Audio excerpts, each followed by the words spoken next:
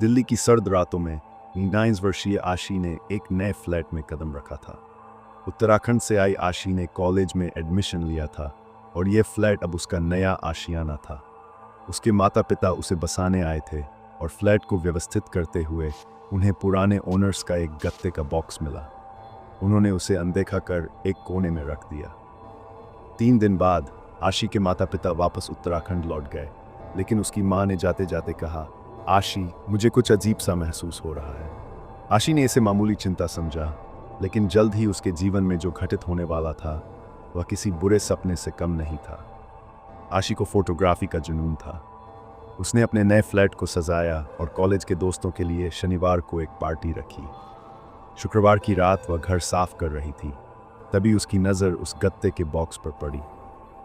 Box से एक अजीब सी गंध आ रही थी, पर आशी को न जाने क्यों वह आकर्षित कर रहा था। जब उसने बॉक्स खोला तो उसमें एक पुराना विंटेज कैमरा और एक रील थी। आशी खुशी से झूम उठी। कैमरा अभी भी चालू था, जो उसे बेहद अजीब लगा। उसने नई रील डाली और अपने फ्लैट के बाहर लगे पौधों और पड़ोस की एक बूढ़ी महिला मिसेज कौशिक की तस्वीरें खींची। अगले दिन तस्वीरें डेवलप करवाते समय उसने कुछ अजीब देखा। हर फोटो में बैकग्राउंड में एक धुंधला साया था।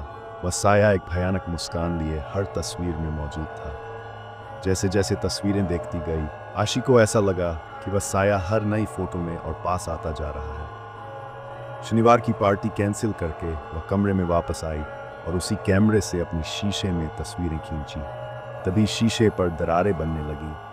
आशी ने घबराकर कैमरा नीचे गिरा दिया, पर शीशे में उसकी परछाई अब भी कैमरा पकड़े खड़ी थी और उसके चेहरे पर वही भयानक स्माइल थी। डर के मारे उसने वह कैमरा डस्टबिन में डाल दिया, पर 2 दिन बाद उसे एहसास हुआ कि चीज़ें उससे अब भी जुड़ी हुई थीं। मिसेज कौशिक की बालकनी से झांकती वह मुस्कान, उनकी बिल्ली का कमरे में घूमना और खून के पंजों के निशान, ये सब उसे मानसिक रूप से तोड़ रहे थे। जब उसने कैमरे की पुरानी रील देखी तो उसमें अपने बचपन की तस्वीरें देख सन्न रह गई। हर फोटो में वही साया उसके पीछे था, वही भयानक मुस्कान लिए। अंतिम तस्वीर ने उसे झकझोर कर रख दिया। वह ड्राइंग रूम में खड़ी थी, रील हाथ में थी और उसके चारों ओर कई लोग उसी डरावनी मुस्कान के साथ खड़े थे। तभी कैमरे से एक क्लिक की आवाज़ आई। वह पलटी, पर वहाँ कुछ नहीं था। उसके बाद आशी गायब हो गई।